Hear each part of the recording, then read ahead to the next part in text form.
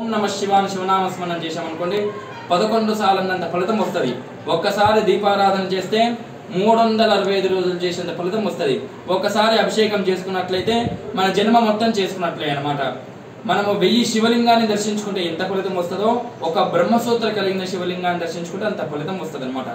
ఇకపోతే శివ పంచాయతనాలు అనమాట. శివుడు, వినాయకుడు, సూర్య భగవానుడు, విష్ణుమూర్తి, అంబిక అమ్మవారు, వీళ్ళ 5గురు కూడా లోపలనే ఉంటారు అనమాట. మనకి ఎదురుగా నందీశ్వరుడు కనిపిస్తుంది కదండి.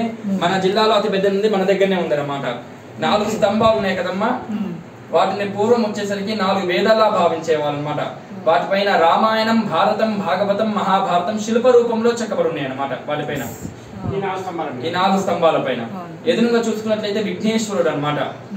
మనకి ఈ దేవాలయం మొత్తం వచ్చేసరికి 72 స్తంభాలతో నిర్మించబడి ఉంది. అమ్మవారిని దర్శనం చేసుకున్నట్లయితే రాజరాజేశ్వరి అమ్మవారు అనమాట. మనము ఈ యుగము ఇప్పుడు నడిచే యుగం వచ్చేసరికి కలియుగం అనమాట. ఈ కలియుగంలో చూసుకున్నట్లయితే శివుడు వచ్చేసరికి ఇలా లింగ రూపంలో దర్శనం ఇస్తారు అనమాట. మీరు ఎక్కడికి వెళ్ళినా సరే నిజస్వరూపంగా ఎక్కడికో దర్శనం ఇవ్వరు అనమాట. మనకి వచ్చేసరికి ఏంటి, ఎంతసేపు బయట స్టాచ్యూ రూపంలో కానీ ఆర్ట్ రూపంలోనే చూస్తాం అనమాట శివుడిని నిజస్వరూపం. మనకి గర్భగుడిలో ఎక్కడికో చూసుంటారు మీరు బహుశా. కానీ మన దగ్గర విశేషం ఏంటంటే అమ్మవారు దగ్గర పరమేశ్వరుడు పడుకొని ఉంటారు అనమాట మనకు కనిపిస్తూ.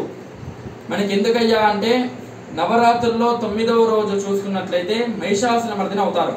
8వ రోజు దుర్గా అమ్మవారు, 9వ రోజు మహిషాసుర మర్దిని అనమాట. అమ్మవారు చాలా ఉగ్ర రూపంలో ఉంటారు అనమాట.